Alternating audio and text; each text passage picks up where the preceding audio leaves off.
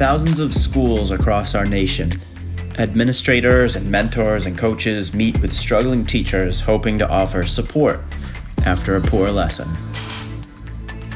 These conversations often circle the drain and end with a strategy.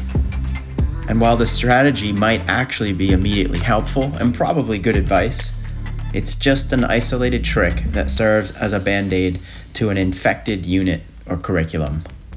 Now it's time to dig deep into the power of story and show how its core principles can and should be applied to units, lesson sequences, and standalone lessons.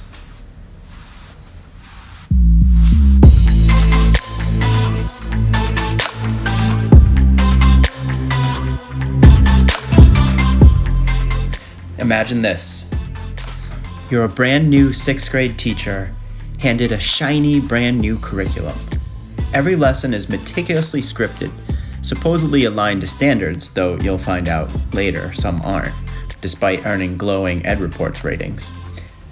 It's laid out so clearly that in theory anyone could teach it. It's orderly, structured, and solid. At first you feel relieved. Your last district was the polar opposite. There, standards alignment was non-existent, and the resources were a chaotic mix of leftover Teachers College mini lessons, random Teachers Pay Teachers downloads, and patchwork graphic organizers.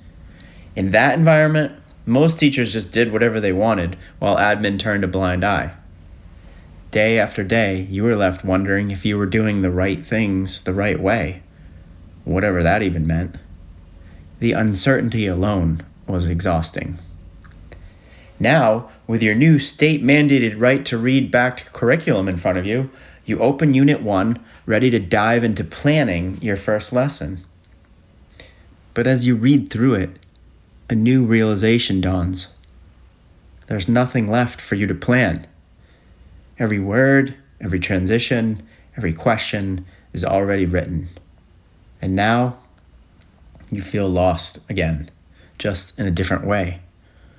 What is your role in the classroom? Are you a teacher or just a machine? Why not just record yourself reading the script and go home? Fast forward 3 months. The kids are enjoying the new curriculum materials, especially how social studies and science are infused into the texts. It's refreshing. After 20 years of curriculum developers forgetting that kids actually like learning about the world, your students' thirst for the content is inspiring. Your class has also settled into the routine and structure of the lessons. But as much as the material initially engaged them, you notice something. Every lesson follows the exact same setup, and the number of kids putting their heads down is slowly creeping up. One day, you decide to experiment. Without telling admin, of course. You know what they'd say. They'd throw the dreaded F word at you. Fidelity. You start by taking the pre-made teaching slides from the curriculum's digital platform, and you copy them onto giant yellow Post-it notes. Before reading the text, the program usually asks teachers to review vocabulary with students, which is already in their workbooks.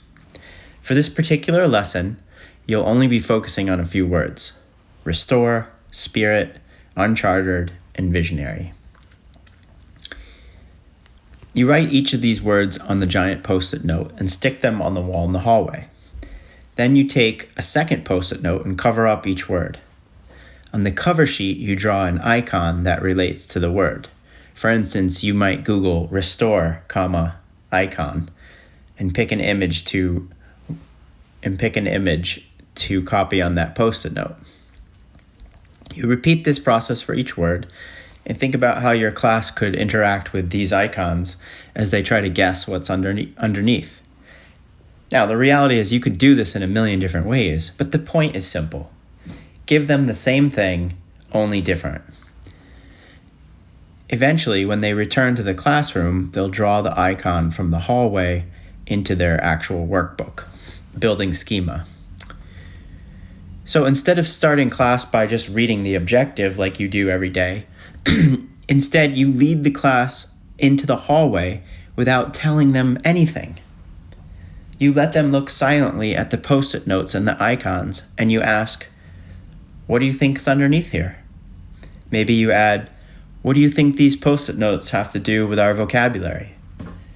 You see their minds working, the gears spinning as they try to figure out what's going on. In the world of storytelling, you've just created an inciting incident. You've created mystery and you've brought them into a scene. You've broken the factory routine and innovated from the inside, altering the design of the lesson without changing the content. No objectives, no explanations, at least not yet. You'll save that for the end of class, if it's even necessary at all. You're using a 1,000-year-old formula of storytelling in your lesson plan now. And by doing this, you're making them experience the standard firsthand, trusting that they'll be able to articulate it themselves without ever being told what it is.